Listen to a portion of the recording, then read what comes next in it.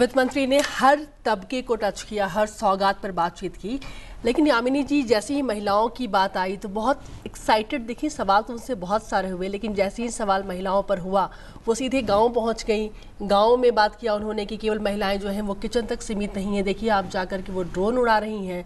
दूसरी तरफ उन्होंने बताया कि अब समय बदल रहा है, लेकिन मैं आपसे ये जानना चाह रही हूँ कि जो ये स्टाम्प ड्यूटी वाला जो फॉर्मूला है कितना फ़र्क पड़ेगा, और ऐसी और जो योजनाएं जो महिलाओं पर फोकस्ड है कितना फ़र्क पड़ेगा?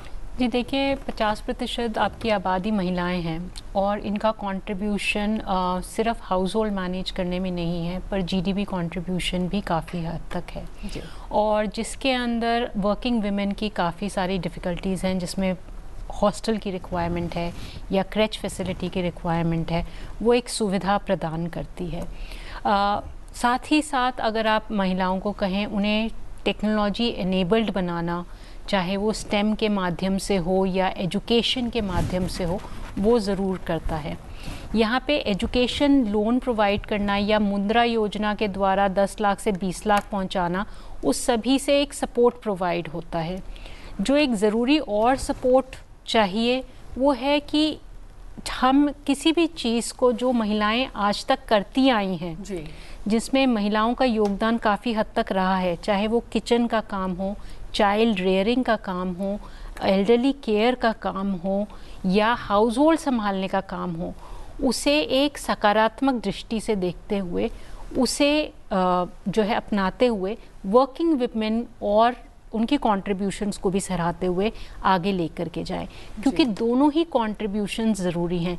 ये कहना कि वो किचन का काम करती हैं, उससे हाउस होल्ड जो नेटवर्क है सेविंग्स का या ऑर्गेनाइजेशन का, वो उतना इफ़ेक्टिवली नहीं चल पाता और वो थोड़ा सा शायद एक सकारात्मक दृष्टि नहीं रखता जी।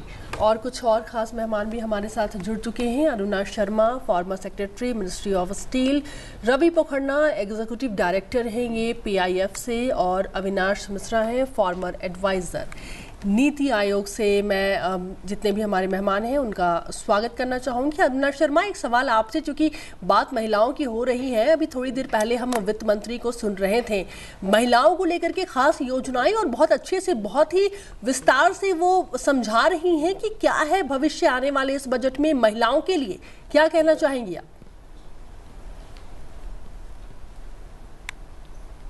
आप देखेंगे कि दुनिया के प्रोपोर्शन से अगर हम देखें तो वर्क फोर्स में हिंदुस्तान में महिलाओं का भागीदारी बहुत कम है, तो स्कोप बढ़ाने के लिए बहुत ज़्यादा है। और जो बजट में फोकस दिया है, ये दिशा बहुत सही है, इंटेंशन बहुत सही है, बट इसका डिटेलिंग बहुत ज़्यादा ज़रूरी है कि इनका इनकम लेवल हम किस तरीके से बढ़ाना चाह रहे हैं। तो कई एग्रीकल्चर अलाइड सेक्टर्स में पूर्व में भी इन लोग बड़े अच्छे से पार्टिसिपेट हुए हैं, जहाँ पे चाहे तो फूड प्रोसेसिंग हो या डेयरिंग हो, तो वो काफी हद तक इन लोगों ने अपने हाथ में लेके बड़ा अच्छा काम किया। परंतु आप जब मॉडर्न इसमें देखो तो जैसे उन्होंने मेंशन किया था कि ड्रोन भी चलाती है, तो मॉडर्न स्किलिंग बहुत ज्यादा जरूरी है, राइट काइंड ऑफ स्किलिंग बहुत ज्यादा जरूरी है अगर हम इसमें देखें। और ये भी पाया गया है माइक्रो फाइनेंस में कि जहाँ महिलाओं को लोन दिया, करीब करीब 99% रिफंड, मतलब रीपेमेंट हुआ है, डिफॉल्टर नहीं रही है, तो वो अपना इकोनॉमिक्स बड़े सही तरीके से संभालती है। तो इजी लोन, टाइमली लोन, समय पे लोन और स्किलिंग डिटेलिंग की बहुत ज़रूरत है जब हम जो इंटेंशन है उसकी तरफ हम जाना चाहते हैं। जी, हमारे साथ अविनाश मिश्रा जी भी जुड़े हुए हैं, फॉर्मर एडवाइजर नीति आयोग और चेयरमैन वाटर ऑडिट काउंसिल। पर्यावरण के लिहाज से अविनाश जी, आप इस बजट को कैसे देखते हैं? पर्यावरण के हिसाब से ये बजट बहुत ही अच्छा बजट है, जिसमें कि क्लाइमेट रेजिलेंट एग्रीकल्चर को बूस्ट किया है और उस तरह के सीड्स को डेवलप करेंगे जिससे कि जो क्लाइमेट चेंज का इफेक्ट है वो नहीं आएगा। उसके अलावा जो बहुत बड़ी जरूरत थी कि ग्रीन वॉशिंग होता था और उसके कारण से टैक्सोनॉमी, एक स्टैब्लिश टैक्सोनॉमी नहीं थी, किसी भी तरह के फंड्स का जो फ्लो है वो बाहर से हमारे यहाँ इसलिए नहीं आ पाता था कि हमारे यहाँ पर क्रेडेंशियल्स उस तरह के डेवलप नहीं किए थे हमने कि ये फंड ग्रीन है और ये इमिशन को रिडक्शन करेगा ये प्रोजेक्ट। अब हम टेक्सोनॉमी डेवलप करेंगे तो निश्चित रूप से वो फर्क पड़ेगा। तो ये बहुत बड़ा है। उसके अलावा कहीं ना कहीं जो इन्वायरमेंट को इम्पैक्ट करेगा, उसके लिए 1 करोड़ हाउसेस को सोलर पावर्ड हाउसेस करेंगे और 300 यूनिट पर हाउस मिलेगा। एक बहुत अच्छा स्टेप है। और कहीं ना कहीं जो भंडारण जिसके कारण से क्लाइमेट इम्पैक्ट होता था वो भी हम लोग कंट्रोल करना चाहेंगे, किसी तरह से स्टोरेज डेवलप करके। वो भी एक अच्छा कदम है इस बजट में। और अगर आप देखेंगे तो इरिगेशन डेवलपमेंट जो किया है, एफिशिएंसी इंप्रूवमेंट है, फ्लड कंट्रोल के लिए है, तो काफ़ी फंड्स को इन्होंने जो कि क्लाइमेट रेजिलेंस के लिए होंगे उसके लिए प्रमोट किया है इसमें। जी, हमारे साथ रवि पोखरना जी भी जुड़े हुए हैं, एग्जीक्यूटिव डायरेक्टर पहले इंडिया फाउंडेशन से। रवि जी नमस्कार। आप सबसे पहले तो अपने फाउंडेशन के बारे में बताएं, क्या कार्य करती है और इस बजट को आप कैसे देखते हैं? जी नमस्कार, धन्यवाद। पहले India Foundation doctor Rajiv Kumar जो कि नीति आयोग के प्रमुख थे उनके द्वारा स्टार्ट की गई है। 11 साल से काम करती है। हम पॉलिसी विषय पर काम करते हैं सरकार के साथ में। जो 3-4 मुख्य विषय हैं, एक डिसेंट्रलाइज्ड डिस्ट्रिक्ट लेवल प्लानिंग, दूसरा एक्सपोर्ट लेड मैन्युफैक्चरिंग और तीसरा पब्लिक हेल्थ का एक विषय है लेड पॉइजनिंग। इन तीनों विषयों पर हम ज़्यादा काम करते हैं। आप इस बजट को कैसा देखते हैं? जी, आज का बजट काफ़ी मायनों में बहुत अच्छा बजट रहा। और अगर संक्षिप्त में कहा जाए तो कुछ एरियाज जैसे थे, मतलब चूंकि ये सरकार जो तीसरी बार चुनकर आई है उनका पहला बजट था, तो अगर आप ब्रॉड ट्रेंड्स देखकर एक आइडिया लगाना चाहेंगे कि सरकार क्या सोच रही है, तो उस हिसाब से ये काफ़ी पॉजिटिव बजट था। एक तो अगर पिछले कुछ सालों के बजट की एक अंडरलाइंग थीम कैपेक्स या इन्वेस्टमेंट पे फोकस था, तो इस वाले की सबसे बड़ा फोकस था jobs, manufacturing, MSME, productive jobs. तो वो एक सबसे बड़ी अहम बात है। उसके बाद स्पेसिफिकली अभी फाइनेंस मिनिस्टर ने जॉब्स के बारे में बहुत डिटेल में बताया। एमएसएमई को बूस्ट करने के लिए किस तरीके से क्रेडिट स्कीम्स वगैरह लाई गई है। लार्ज स्केल मैन्युफैक्चरिंग को पुश करने के लिए किस तरह से कुछ इनिशिएटिव्स लिए गए हैं। तो ये सारे बहुत महत्वपूर्ण, मुझे लगता है कि बहुत सारे अच्छे इनिशिएटिव्स हैं और बहुत इनोवेटिव आइडियाज भी इस बजट में फाइनेंस मिनिस्टर ने प्रेजेंट करने की कोशिश की। फिर वहीं पर अगर कुछ स्पेसिफिक्स पर आए तो जिस तरह से गोल्ड में इंपोर्ट ड्यूटी कम की गई, वो भी काफ़ी सराहनीय है। और उसके बाद अगर एक मैक्रो इकोनॉमिक स्टेबिलिटी देखें तो फिस्कल डेफिसिट कंट्रोल में है, एक फिस्कली प्रूडेंट बजट है। तो मुझे लगता है कि ओवरऑल बहुत हैप्पी नोट रहा इस बजट का। जो एक दो इश्यूज थे भी जो कि क्योंकि उन्होंने फाइनेंस मिनिस्टर ने बताया कि बजट में सारी डिटेलिंग नहीं आ पाती है, और जो लॉन्ग टर्म कैपिटल गेन्स पे कंफ्यूजन बना हुआ था, आपने देखा होगा सोशल मीडिया अराउंड भी, आई थिंक उन्होंने जस्ट क्लैरिफाई किया। और वो क्लैरिफिकेशन भी बहुत इंपॉर्टेंट रहा, क्योंकि इसकी सिंप्लीफिकेशन तो बहुत टाइम से जरूरत थी ही। तो एक ये मतलब I think that was one pressing point, वो भी क्लैरिफाई किया। तो overall it was a very good budget. जी, यामिनी जी हमारे साथ स्टूडियो में मौजूद हैं। यामिनी जी, मैं समझना चाहूँगा ख़ास तौर पर स्किल डेवलपमेंट को लेकर, जब हम बात करते हैं कौशल विकास को लेकर, तो सरकार ने कोशिश की है कि लाखों युवाओं को उनका कौशल विकास किया जाए। साथ ही जो कौशल विकास हो वो इंडस्ट्री की रिक्वायरमेंट के हिसाब से हो। ये अपने आप में कितना अहम कदम आप मानते हैं? जी देखिए, एक अच्छा कदम है। ख़ास तौर पे जब हम स्किल्स की बात करते हैं तो ये उनके लिए काफ़ी हद तक फ़ायदेमंद है कि जहाँ पर जिन लोगों को लाइवलीहुड्स कमानी है और लाइवलीहुड्स के लिए सपोर्ट चाहिए, वहाँ पे स्किल डेवलपमेंट काफ़ी हद तक सपोर्ट करता है, चाहे वो किसी भी एरिया में है। पर साथ ही साथ ये ज़रूरी है समझना कि स्किल डेवलपमेंट एक मध्य वर्ग और एक लोअर वर्ग का सपोर्ट चैनल रहता है। अगर आपको हायर एंड जॉब्स चाहिए, उसके लिए ज़रूरी है कि आप शिक्षित हों और शिक्षा के माध्यम से जो इंडस्ट्री रिक्वायरमेंट्स हैं उसको अप्रोच करें। कुछ स्पेसिफिक इंडस्ट्रीज़ में तो आप एक स्किल से आगे बढ़ सकते हैं, पर ज़रूरी नहीं है कि आप उसके साथ पूरे लाइफ में आगे अपने आप को प्रमोट कर सकें। तो एक लाइवलीहुड सपोर्ट करने के लिए ख़ास तौर पे उन लोगों के लिए जो शिक्षा में कहीं पे पीछे रह जाते हैं या पूरी तरीके से अपने आप को सक्षम नहीं पाते शिक्षा प्रणाली के लेकिन साथ। यामिनी जी, जो इसमें बात कही गई है ख़ास तौर पर जो इंडस्ट्री की रिक्वायरमेंट है उसके हिसाब से जो कौशल विकास किया जाएगा ताकि वो जो कंपनी है उसके लिए बेहतर हो सके, साथ ही जो जिसका कौशल विकास किया गया है उसको भी भविष्य के लिए बेहतर संभावनाएं हों। जी देखिए, जब कोई व्यक्ति किसी भी इंडस्ट्री में जाता है या कंपनी में जाता है, उसे 1 महीने से लेकर के 1 साल तक लगता है उस स्किल को अडॉप्ट करने में, और इसके लिए इंडस्ट्री को कंटिन्यूसली ट्रेनिंग करनी पड़ती है। आप आज भी अगर बैंक में लगें तो जो प्रोबेशनरी ऑफिसर्स होते हैं उन्हें ट्रेन किया जाता है। IAS जैसी कोविटेड सर्विसेज, जुडिशियल सर्विसेज, इन सभी में ट्रेनिंग होती है और ये इंडस्ट्री की रिस्पॉन्सिबिलिटी बनती है कि किसी को भी वो लें तो उसे ट्रेन करें। अगर कोई व्यक्ति सिर्फ एक स्किल के साथ इंडस्ट्री में जाता है और इंडस्ट्री स्पेसिफिक नीड को देखता है तो वो आगे चल के किसी और स्किल को ले पाएगा या नहीं ले पाएगा वो नहीं पता चलता, और वो उसी स्किल के भरोसे चलता है। लाइवलीहुड देने के लिए इंडस्ट्री स्पेसिफिक जो रिक्वायरमेंट है वो पूरी करनी ज़रूरी है, पर इंडस्ट्री को अपनी responsibility in terms of training and development of human resource करनी चाहिए, जो बहुत ज़रूरी है, जो किसी भी कार्य को करने के लिए की जाती है आज भी, चाहे वो कितनी ही कोविटेड सर्विस हो या किसी भी और तरह की सर्विस हो जो एक मामूली सा काम हो, चाहे वो आपका घर का साफ करना हो या कुछ भी है। आप अगर घर में भी कोई किचन में काम करने जाएं, आपको सीखने में समय लगता है और वो समय इंडस्ट्री को देना चाहिए। जी, let me take this question to Aruna Sharma ji. Ma'am, how important is reskilling after skilling? I couldn't get your question. What after skilling?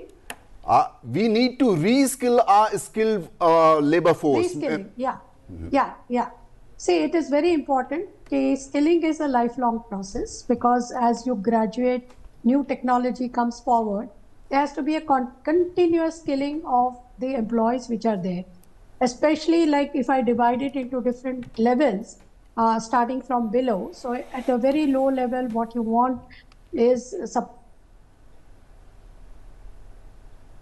the physical requirement of building and doing these kind of things. Even that has technologically gone ahead. We have seen it when gas pipelines were laid. Very high level of building was required and which was trained by them, and accordingly it was put. Similarly, if you go to the next graduate level, like which are the desk kind of jobs, it is different. And if you go to the higher level, where more and more automation is coming, AI is coming, then you have to constantly skill them. And we are people where we need 8 crores of jobs every year, new jobs we have to create. So existing jobs, and unfortunately, the technology development, AI, which is less labor intensive, is coming at a time when we have democratic dividend. Therefore, our entire focus, which in the budget they have said, has to be, because I was very happy that this is first time the economic survey admitted that 50% are not employable. So the corrective measures which the budget has flagged is to make them employable. So right hand-holding by the government to skill them at different levels, at least for the initial entry, is a very good step. Now, the numbers will have to be increased because we have to get 8 crore jobs every year. Unfortunately, the numbers is huge. And that, by triggering with the PPP kind of a model, where the industry comes out, the MSME comes out, and little hand-holding from the government, I'm sure this will trigger off. But it has to be focused, minutely monitored, so that we don't go astray on this, because employment is the need and center stage for all our policies. Probably that is the reason why the finance minister was talking about technology upgradation and in the MSME sector too, ma'am. Absolutely, because if you look at the MSME sectors, they are employment generating. The big industries will expand, but not double up their employment if they double up their capacity. But MSMEs are there, which needs a lot of hand-holding, cheaper credit, hand-holding, SIDBI, what has been mentioned in the budget, coming forward to extend the loan, because SIDBI and IDBI were professionals into this process. But however, along the route, they got into a normal kind of banking. So again, bringing back the focus there is really a very welcome step, where knowledgeable credit hand-holding at the right time is provided, so these MSMEs are able to revive, and that is where the employment lies. And that employment will be created in a very, very big way. We have an example of China, that when they had democratic dividend, they went for trans-village industry. Avinash it just created jobs everywhere at different levels. Yes, go ahead. Yes. Avinash Mishra ji से former adviser NITI Aayog हैं, उनसे सवाल करना चाहूँगा sir. प्रधानमंत्री ग्राम सड़क योजना जब आई थी तब एक क्रांतिकारी बदलाव था। अब इसके फेज़ 4 की बात हो रही है और गांव में सड़क है तो गति है तो प्रगति है। तो ये अपने आप में कितना बदलाव लाएगी ख़ास तौर पर अगर रूरल इंडिया की बात करें? देखिए, जब तक दो तरह की चीज़ें हैं, एक तो इंफ्रास्ट्रक्चर डेवलपमेंट है, क्योंकि वो रूरल इंफ्रास्ट्रक्चर का डेवलपमेंट है, तो एम्प्लॉयमेंट एंड जॉब क्रिएशन है। दूसरा, connectivity is so important, because if I got agriculture produce, then I can just quickly transport it to the places where it is to be stored and where it is to be marketed. So all these things can be done if I am linked with the mainstream. Or you see, as you know, the cities are, or the urban centers, they are the growth model. They are the growth centers. If these growth centers should be well connected. So Prime Minister Gram Sadak Yojana, first level, it was to connect some villages. Then it has to upgrade.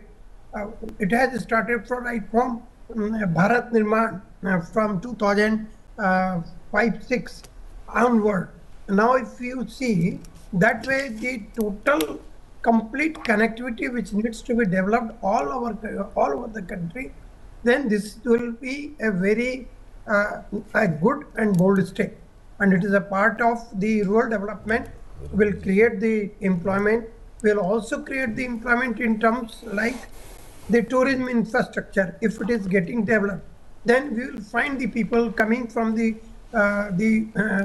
surrounding villages to work there as a guide, to work there as a cook, to work there as the cab drivers and all. So this is will create a spinning of the employment. So this is all connectivity, the development, all is very much required. Ravi ji, there was a special mention about the state of Bihar and Andhra Pradesh, the allocations I'm talking about. How do you see these allocations helping these states in coming to terms with the new capital in Andhra Pradesh and Bihar developing overall? No, actually, you see, as far as the special status part is concerned, I feel this is a question to me. It is to, for Ravi ji. Yeah. Okay. Sure. Let him go ahead. So, I think the allocation done to Bihar as well as Andhra Pradesh, one needs to understand that this was a very smart allocation. It is not that a fund has been given away. Majorly, the details, more details have to come out, but broadly as it looks, government has assured some support from in terms of soft loans as well as some support from multilateral organizations, which will be extended to both the states. And we are aware that Bihar performs poorly on a number of social and economic indicators, and an idea of investing in Bihar through infrastructure is a welcome step. It must be admired. And Andhra Pradesh also, with the new dynamic CM at the helm of it, I'm sure this provision he'll do best. So it's a welcome step the allocation to both the states. At this moment, we would be thanking our three guests who have joined us online: Ravi Pokharna ji, Aruna Sharma ji, and Avinash Mishra ji. Budget को लेकर नीति आयोग के उपाध्यक्ष सुमन berry से खास बातचीत की हमारी संवाददाता कृति मिश्रा ने। Hello and welcome viewers. You're watching this special presentation of Sunset TV with your host Kriti Mishra. And joining us right now is a very special guest, Vice Chairman of Niti Aayog, Mr. Suman K. Berry. Sir, welcome to Sunset TV and thank you so much for joining us. It's my pleasure. Sir, thanks a lot. So talking about India's economic growth, over the past decade, it has been phenomenal, stupendous, from 10th largest economy to 5th largest economy, and probably we are heading towards being the 3rd largest economy. Talking about the budget, sir, how do you think it will prove to be a catalyst in our economic progress going ahead? Well, I'm very glad that you started with India's economic growth because I think that people in India and outside India don't appreciate how sustained India's growth already has been. This is not a reason for complacency, but it's a reason for believing that this could be and should be India's take-off moment, irrespective of what's happening in the rest of the world. Okay?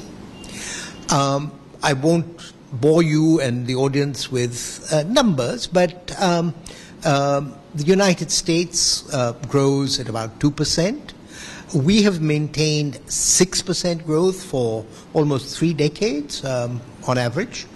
And countries like China grew at 8 to 10% on their path to becoming developed economies. Now your question is obviously about the budget which has been presented today. And I think because Niti Aayog is not particularly about tax rates and all of that, it's about thinking long term. That's certainly my interest. What I wanted to say is that Honorable PM has described this as our Amrit Kal. And he has many reasons for doing it, but what I find is aligned with the concept of Amrit Kal is that this is the era of India's so-called demographic dividend. India, given that we are the most populous country, this is important on a global scale, not just on a domestic scale, but I'll talk about the domestic because that's what the budget was largely about. Okay, so we want to maintain fast growth. What the Prime Minister has said on many occasions is that you can't get there on the basis of business as usual. And I think that people sometimes misunderstand the nature of our employment challenge. And certainly, the opposition talks of jobless growth, unemployment, all the numbers that are coming out of government, out of the official agencies, government agencies, suggest that's not been the case. There has been healthy employment, there's been healthy employment in agriculture, there has been healthy employment even in manufacturing. However, what our youth in particular want is better jobs, higher paying jobs. And the only way of getting higher paying jobs is to increase what economists call productivity. Okay? And so I see the core of this budget as, or the, if you like, the integrating dimension of this budget is how do we get on a productivity bandwagon given our demographic dividend. So if that's the problem, the question is what are the proposals, what are the solutions? And I think the way to structure it is partly to think of the supply of workers, supply of labor, and then how to increase the demand. And that's addressed on, both sides are addressed in the budget. But what is most visible, because it's novel, it's new, it's bold, it's courageous, is what is proposed on the supply of labor. Now, I talked about productivity. I have to introduce another technical term, which is that economists talk of employment in the informal sector and employment in the formal sector. What we know is that it is formal sector employment which has been stuttering, as it were, and yet we also know that the way to raise productivity is on the job, in contract, informal contract, because that's how employers invest in their labor force.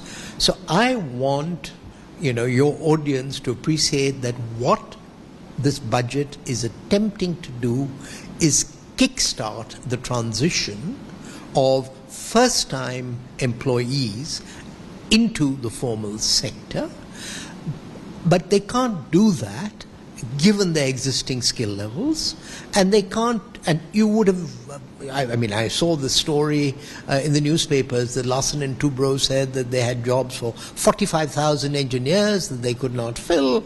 Meanwhile, you've got people queuing up for government jobs. So, these problems were not created in a day, Kriti. They won't be solved in a day. But I would say that this budget is breaking new grounds to try and propel us against a strong economy into a new space. And that new space is largely about first-time employment, but also women. We're talking about getting women into the labor force through creches, through partnerships with the private sector. So this is about getting India's labor force, as it's growing, into higher productivity, formal employment. Okay, you can prepare people, but that's no point if there are no jobs. And so I think the budget has a number of proposals to also improve what I might call the demand side. A lot of this, one of the things that one gets out of the research is that Indian firms have up till now been very shy of taking on labor. Now, people say it was because labor laws, labor codes, whatever, and as you know, this government earlier has put out model codes, but it's up to the individual states to implement them, but that will probably happen. So they've done stuff on the legislative side, but they are providing all kinds of incentives for what economists call labor-intensive employment to the firms. If I could just draw an analogy with something Niti Aayog was associated with, which is the product-linked incentive schemes. Okay, now that was a gamble. The gamble was that we weren't getting what we wanted through business as usual. Putting in, as it were, performance-linked subsidies was a way of advertising that you were serious. And as you know, the most successful of those has been in mobiles, which has attracted Apple here. So I would conceptually say that what this budget is trying to do is give the same kickstart to, as it were, the shift of labor from the informal sector to formal employment, and in a sense persuade our private sector, not just corporate, also MSMEs, that it is in their interest to hire the labor that is now on the market because it's got better skills. Well, absolutely, sir. And since we were talking about competitive economic growth rates, sir, the downside risk to our growth, of course, is in the global context. There are global headwinds, there are global uncertainties. How hedged are we against these? And how will our budget further pave way for greater economic growth? I think our biggest hedge is our scale. And, you know, I don't, well, firstly, as you rightly said at the beginning of the interview, we are poised to be the third largest economy, but that's not the only point. The point is that while I am a great believer in the need to be globally competitive, the fact of the matter is that we are the process of internal integration, Kriti, is still incomplete. Okay? So the reason we went for GST, the reason we are putting in all this infrastructure, transport infrastructure, railways, highways, etc., is so that we can become a more integrated labor and goods market. And, you know, the fundamentals of economics are that there are two important drivers of economic growth. One is technology, which, you know, can be good for you, bad for you. The other is what economists call the gains from trade, specialization. And so India still has a lot of bandwidth or space by integrating the domestic market. And I think that is our more important hedge, which is that our scale. Now, linked up to that though is a challenge, and that challenge is that as we become, even if we remain as open to trade, no more than today, when we are twice the size of our present economy, we will be occupying a larger part of global trade, global investment. We are already a large part of global labor flows, and people will then want reciprocal action. They will say, you want access to us, you want your people to come to us, etc. You open up as well. I don't think that that's terrible, but I think we have to be sure we go down the path of remaining competitiveness even while catering to the domestic market. Point well taken, sir. A very pertinent point mentioned by you, but you talked about investment.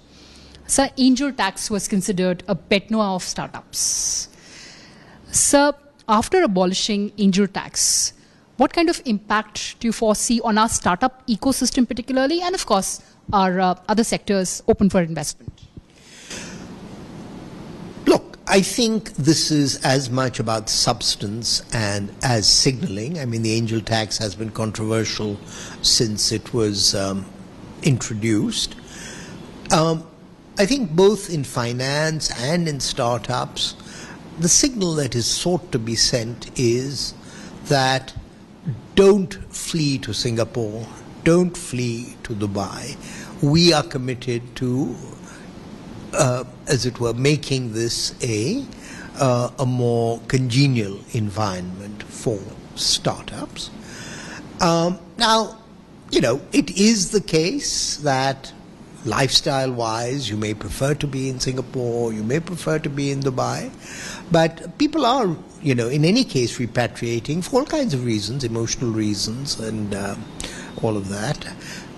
I would also say that in some ways the tax system can also be something of a discouragement or a deterrent.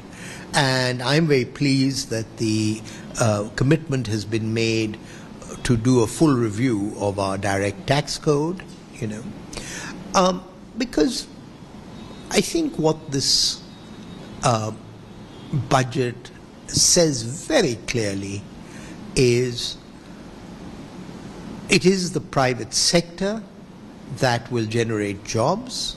It is the private sector that will generate productivity. we need to encourage the private sector. There are many things the private sector could be doing more of, and research and development is one of those.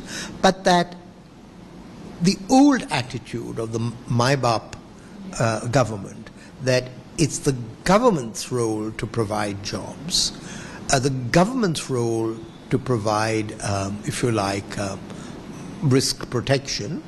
I think we are now affluent enough that we should equip people with safety nets like the health insurance scheme and even the food rations, etc. Equip people to make their own choices. But I would say, going back to my theme about integrating the market, that it is very important for us to have a vibrant employment market, because I think one of the very damaging, potentially damaging moves for our aspiration to fast growth is if states start to say that employment here is only for those who are born or who adopt well and who speak our language, etc. That fragmentation of India would be disastrous, and I'm sure that the Supreme Court will protect us, but what will protect us most is an extremely vibrant job scene or employment scene. And I think it is that recognition in Prime Minister Modi's third term that really makes this an important historic moment. Well, absolutely, sir. And before I wrap up this conversation, while there were tax incentives, there were fiscal incentives. The fiscal target was lowered to 4.9%. Clearly, fiscal prudence for this government is non-negotiable. Your closing thoughts on that? It's all consistent with the underlying strategy. You want the private sector to play a bigger role, even in nuclear power, which was the holy cow up till now that was announced. So then you've got to give them the financing means to do so. You can't do that if the government is sucking up all the savings in the economy. And so the only way, there's also a question of having more money, paying less in interest and all of that. But fundamentally, if you want the private sector to invest more, then the government has to borrow less. And you can only do that with and also another important way in which this can generate dividends is that if there's credibility, and I think there is, it could improve our credit rating, and then that helps the private sector enormously as well. Yeah. Absolutely, sir. What a pleasure talking to you. Thank you so much for sharing your perspective with Sunset TV. Okay, fine, good. Always a pleasure. Thank you so much. With camera person DK Pandey and camera assistant Sandeep, I'm Kruti Mishra signing off for Sunset Television. Yamini ji, we saw Suman Berry talking about the budget prospects and all. There were 9 budgetary points that the priorities that the finance minister talked about, and how do you see those priorities leading to Viksit Bharat in 2047? What are the roles that those priorities going to play in the development of India? I think when you speak of the priorities that have been mentioned in the budget, they are very well thought out and well laid out. Every priority identifies does put in a very strong foundation for India. But what is happening here is that it is still, when the priorities were structured, they and the entire allocations were structured, they were still towards a market-driven systems, and it did not provision for somebody who does not have the requisite supports to deal or go in the market. So when we say about that, we usually refer that, you know, people who do not have technology support, or who do not have capital support, or who do not have the necessary backgrounds, the poor, the disadvantaged, or the people who need the support of the government, they need to be provided for. Yes, for people who are eligible and people who have the requisite capabilities, this does leverage an opportunity for them. But those who are left out, you know, the entire prime role of any government across the world, the formation of the government, is to bridge the gap between the business and the household. And it is also to ensure that the community or the social capital, as we may call it, whether it is through the PSU units, whether it is through educational institutions, whether it is through administrative supports, or in strategic investments of the community or of the country, they are fully supported by the government. And the poorest of the poor does not feel helpless that he is being not given the requisite provision to develop himself. You know, when we say there are 80 crore people who are receiving free food, it is a good thing to do so. But can we really call ourselves Viksit with this large base of people being provided food? Should we not support livelihood structures for these 80 crore people so that we don't have to provide? I'm not saying we don't provide. We don't have to provide food for them or any other facilities. You mean to say that the schemes that the government implements, the livelihood schemes, that need more resource than providing the food packets that currently the 80 crore, more food than 80 packets crore are right now maybe the necessity, but all I'm saying is that it is necessary that the support is given to them for them to fend for themselves. They are brought to that level that they say, I don't need this support. I don't want the public distribution system to give me the ration. I will buy a ration from the market. I will not take this. I don't want the subsidy on the LPG. I can afford it myself. The provisioning of that particular structure is what is needed in the government structures to be leveraged, because the government exists for those who cannot fend for themselves. Yamini जी, इसी सवाल पर मैं आपसे समझना चाहूँगा कि जब हम, जैसे कि अभी सड़क की बात हुई, प्रधानमंत्री ग्राम सड़क योजना के तहत गांव तक सड़क पहुंची, जहां करीब घंटे से 2 घंटे का सफ़र था गांव से शहर का, वहां दूरी 15 मिनट तक आ गई। ये ग्राम सड़क योजना का फ़ायदा है। सरकार ने बीते वर्षों में एग्रीकल्चर पर ख़ास जोर दिया है। इस बजट में भी अगर एग्रीकल्चर रिसर्च की बात करें, जैसा कि आपने कहा कि उन्हें ख़ास तौर पर एग्रीकल्चर रिसर्च को अगर सरकार इस तरीके से बढ़ावा दे रही है, काफ़ी एक बड़ा अमाउंट है जो एग्रीकल्चर और उससे संबंधित चीज़ों में सरकार ने दिया है। करीब 1.5 लाख करोड़ से ज़्यादा का आवंटन किया है राजीव। 1.52 लाख जी, तो उस ऐसे में आप क्या समझती हैं, क्या हम जो हमारे गांव देहात में रहने वाले युवा हैं उन लोगों को और गांव देहात के लोगों को एम्पावर कर पाएंगे, उन्हें सशक्त कर पाएंगे अगर हम उन तक वो सुविधाएं पहुंचाते हैं जो कि शहरों में मुहैया हैं? जी, आपने बहुत अच्छी बात कही। क्या जो रूरल सेक्टर है उसे वो सारी सुविधाएं मिलनी चाहिए जो शहर में हैं। इसमें एक जो बहुत ज़रूरी बात है समझना है कि हमारे 7 लाख गांव हैं, उसमें से कितने गांव को आपने शहर बनाया इतने 10 सालों में या इतने सालों में। आपने जब कोविड आया, यहाँ से लोग गांव की तरफ पलायन किया और उन गांव वालों ने उन्हें रखा, एग्रीकल्चर ने उसे सपोर्ट किया। आपका शहर उसे सपोर्ट नहीं कर पाया। क्या उनमें इतनी ताकत है कि वो उसे सपोर्ट कर पाए और उनको रख पाए? आपने ऐसे कौन से एम्प्लॉयमेंट के माध्यम सृजन किए वहाँ पर कि रूरल सेक्टर के लोगों को बाहर नहीं आकर के एम्प्लॉयमेंट ढूंढनी पड़े?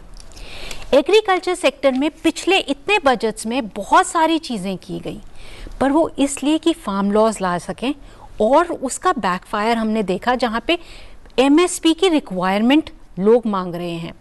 फार्मर एसोसिएशंस को स्ट्रेंथन करने के लिए, टेक्नोलॉजी एनेबल्ड करने के लिए और उनको एक बेहतर सुविधा देने के लिए ग्रीन रेवोल्यूशन, येलो रेवोल्यूशन या प्रीमियम प्रोडक्ट रेवोल्यूशन कहां तक आया?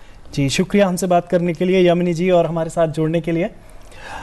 हमारे साथ इस समय जुड़ चुके हैं नीलेश शाह जी, जो कि मेंबर हैं इकोनॉमिक एडवाइजरी काउंसिल के प्राइम मिनिस्टर की। सर, सबसे पहले तो मैं आपसे समझना चाहूँगा कि सरकार का खास फोकस इंफ्रास्ट्रक्चर पर भी है। बीते सालों में अगर हम देखें, साल दर साल इंफ्रा पर जो खर्च है वो लगातार बढ़ता गया। तो हम जो इससे आने वाले सालों में, और ख़ास तौर पर अगर हम विकसित भारत की बात करें, तो आने वाले सालों में इसके क्या परिणाम दिखाई देंगे? इंफ्रास्ट्रक्चर हमेशा मल्टीप्लायर इफेक्ट पैदा करता है। अगर आपने सड़क बांधी एक गांव और शहर के बीच में, तो गांव से लोग शहर नौकरी करने के लिए जा सकते हैं, मिल्क या पोल्ट्री लेके जा सकते हैं। शहर से लोग गांव में कुछ चीजें आउटसोर्स कर सकते हैं, एक्टिविटी बढ़ती है। फिर सड़क के किनारे होटल्स, रेस्टोरेंट आ जाती है, पेट्रोल पंप आ जाता है, सडनली इकोनॉमी बढ़ने लगती है। 2014 से 2024 के बीच में हमने तकरीबन उतना इंफ्रास्ट्रक्चर खड़ा किया भारत में जितना 2014 के पहले था। रोड डबल हो गए, पोर्ट कैपेसिटी डबल हुई, एयरपोर्ट्स डबल हुए, रेल इलेक्ट्रिफिकेशन दुगने से ज़्यादा हुआ, पावर कैपेसिटी दुगने के आसपास हो गई। तो ये जो इंफ्रास्ट्रक्चर हमने खड़ा किया, वो आज हमारी इकोनॉमी में दिख रहा है।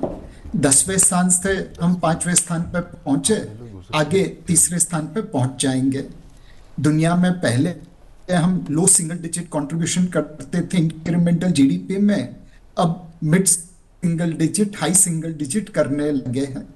तो इंफ्रास्ट्रक्चर से मल्टीप्लायर ग्रोथ इफेक्ट पैदा होती है और वह सालों साल बेनिफिट देती है। Sir, national industrial development program की भी बजट में बात की गई, उसके बारे में आपसे समझना चाहेंगे, जिसमें 12 इंडस्ट्रियल पार्क को देश के अलग अलग हिस्सों में खोलने की बात की गई। इसके अलावा जो इंडस्ट्रियल ट्रेनिंग इंस्टीट्यूट हैं उनकी अपग्रेडेशन की बात की गई। ये अपने आप में एक तरफ जहां किसानों की, ग्रामीण भारत की बेहतरी की बात करता है ये बजट, इंडस्ट्रीज को भी उतना ही सपोर्ट करता दिख रहा है क्या आपको? एक समय था जब भारत अनाज की आयात करता था। PL 480 के तहत अमेरिका हमें जो गेहूं बेचता था लाल कलर के, खाते थे। फिर हमने ग्रिड सीड्स लगा के, इरिगेशन लगा के, फर्टिलाइजर का उपयोग कर ग्रीन रिवॉल्यूशन खड़ा किया और वहां पे शुरुआत करके धीरे धीरे वो पूरे देश में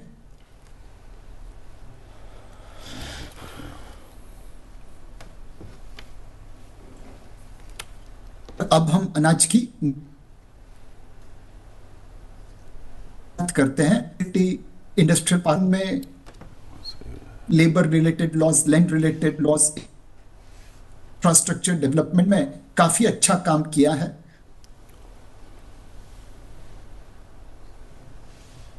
हम अलग अलग प्रकार के निटिंग इंडस्ट्री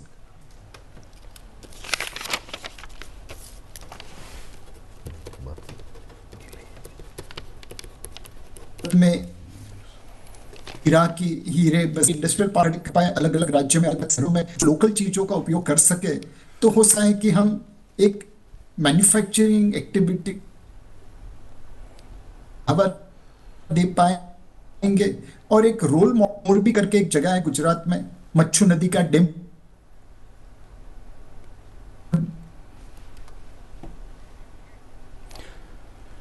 नीलेश शाह जी, इसमें कहा जा रहा है ये बजट युवाओं के लिए और उनके रोजगार के लिए खासतौर से इसका फोकस है। आपका क्या आकलन है इस बजट के बारे में?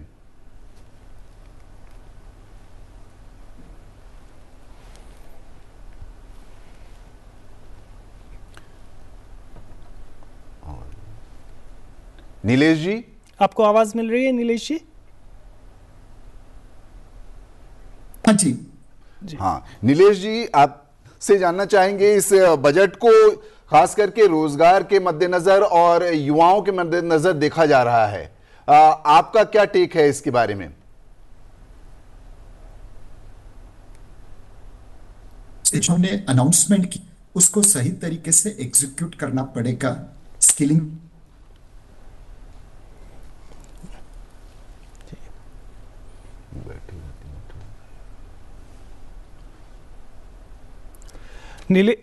नीलेश शाह साहब हमसे जुड़े हुए थे। अब हम बात करते हैं नीति आयोग के पूर्व सीईओ अमिताभ कांत ने बजट को प्रोग्रेसिव, डायनेमिक और आउटस्टैंडिंग बजट करार दिया है।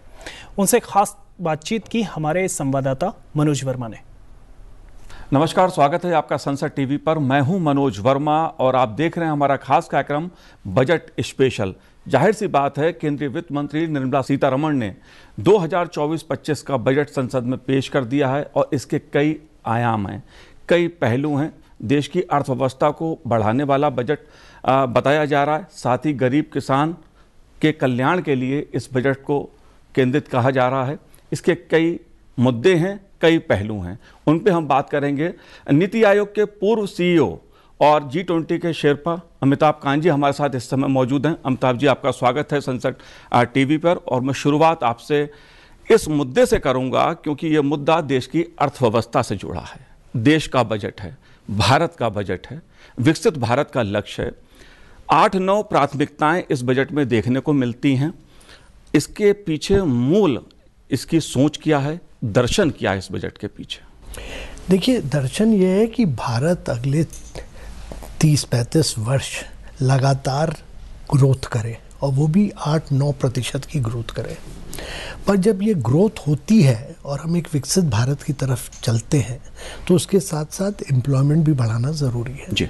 और एम्प्लॉयमेंट तब बढ़ता है जबकि हम इन्वेस्टमेंट करते हैं इंफ्रास्ट्रक्चर में, जब हम रूरल इंफ्रास्ट्रक्चर में करते हैं, जब हम अर्बनाइजेशन करते हैं, जब हम नई टेक्नोलॉजी लाते हैं और नए क्षेत्रों में बढ़ावत करते हैं।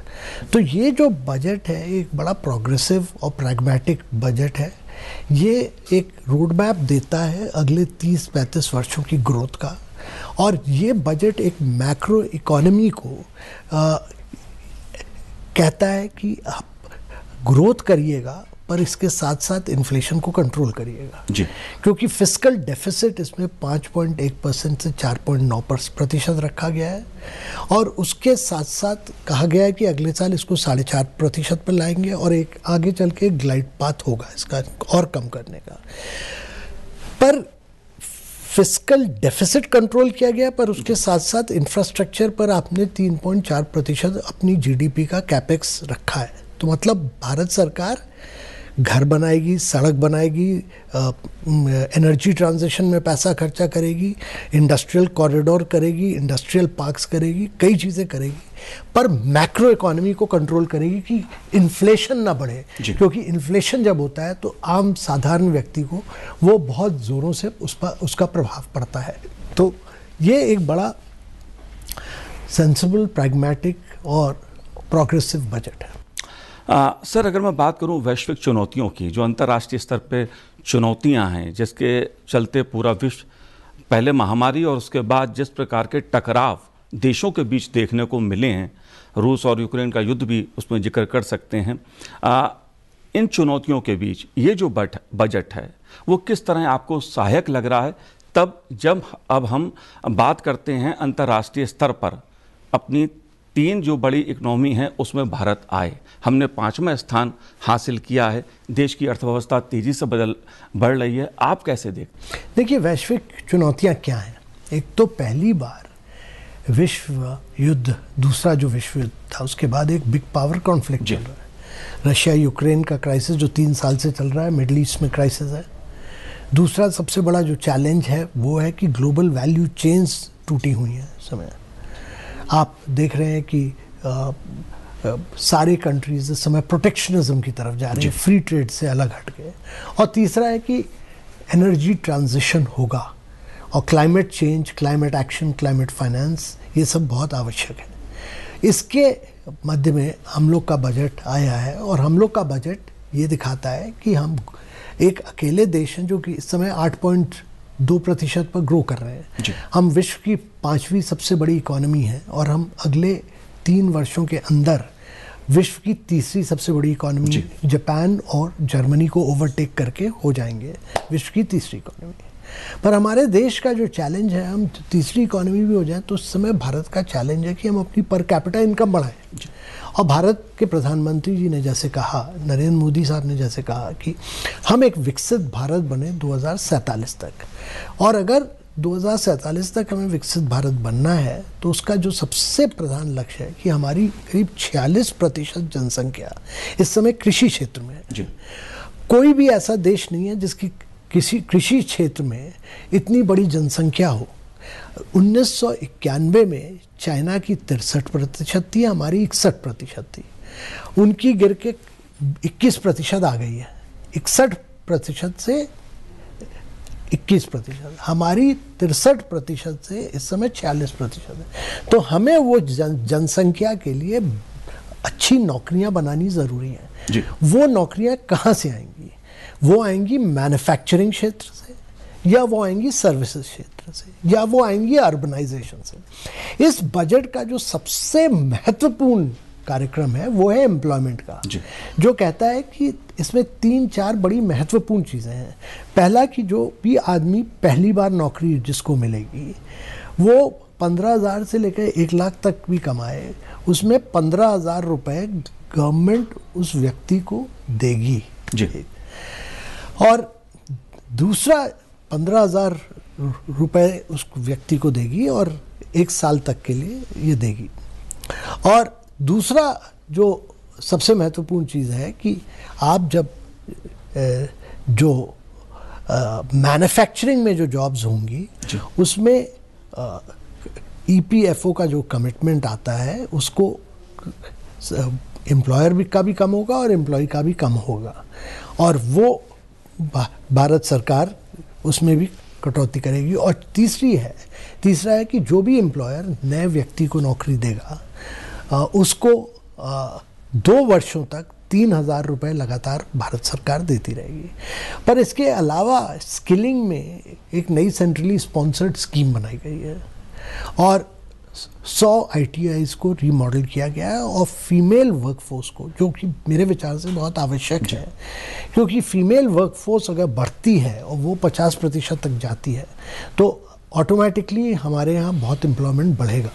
उस पर काफ़ी फोकस किया गया है। तो एम्प्लॉयमेंट पर उसके अलावा कई क्षेत्र ऐसे हैं जिन पर आप फोकस करते हैं तो एम्प्लॉयमेंट बढ़ता है। जैसे कि इस समय टूरिज़्म पे बहुत फोकस किया गया है इस बजट में, और मुझे जो लगता है कि टूरिज़्म इंफ्रास्ट्रक्चर पर फोकस है, टूरिज़्म प्रमोशन पर फोकस है, टूरिज़्म पर काफ़ी फोकस है। और टूरिज़्म में क्या होता है कि एक नौकरी जब आप बनाते हैं तो करीब 8 या 9 इनडायरेक्ट एम्प्लॉयमेंट बढ़ता है, मल्टीप्लायर इम्पैक्ट उसका बहुत ज़्यादा है। तो इस बजट ने राइटली सो टूरिज़्म पर बड़ा फोकस किया है। और तीसरी चीज़ जो इस बजट में मैंने देखी जो सबसे आवश्यक थी वो है जो कहा गया है कि ईस्टर्न भारत पर फोकस, पूर्वोत्तर स्कीम पर, जो कि बिहार हो या उड़ीसा हो या ईस्टर्न क्षेत्र और आंध्र प्रदेश, जहाँ की ज़मीन काफ़ी अभी है, और जहाँ तो अगर ये हमारे देश के सबसे ज़्यादा पॉपुलर स्टेट्स हैं, इन पर अगर फोकस आता है तो बिहार हो, झारखंड हो, छत्तीसगढ़ हो, उड़ीसा हो, तो इन पे ऑटोमेटिकली नई जॉब्स, क्योंकि यहाँ पर पॉपुलेशन ज़्यादा है और जॉब्स कम है, इससे हमारे जॉब क्रिएशन बढ़ेगा। और दूसरा आंध्र प्रदेश साइड में, क्योंकि ज़मीन काफ़ी बाकी है, एक जब नया कैपिटल सिटी बनती है या एक बड़ा इरिगेशन प्रोजेक्ट आता है तो उससे एम्प्लॉयमेंट पर बड़ा इम्पैक्ट पड़ेगा। तो मेरे विचार से ये टूरिज़्म हो या इंफ्रास्ट्रक्चर क्रिएशन हो या ईस्टर्न पार्ट ऑफ इंडिया हो, इससे एम्प्लॉयमेंट पर बड़ा महत्व। मेहमानों ने भी इस बजट को विकसित भारत, आत्मनिर्भर भारत के निर्माण में अहम भूमिका निभाने वाला बजट बताया। फिलहाल हमारे इस कार्यक्रम में इतना ही। मुझे और राजीव को दीजिए फिलहाल के लिए इजाज़त। आप देखते रहिए संसद टीवी।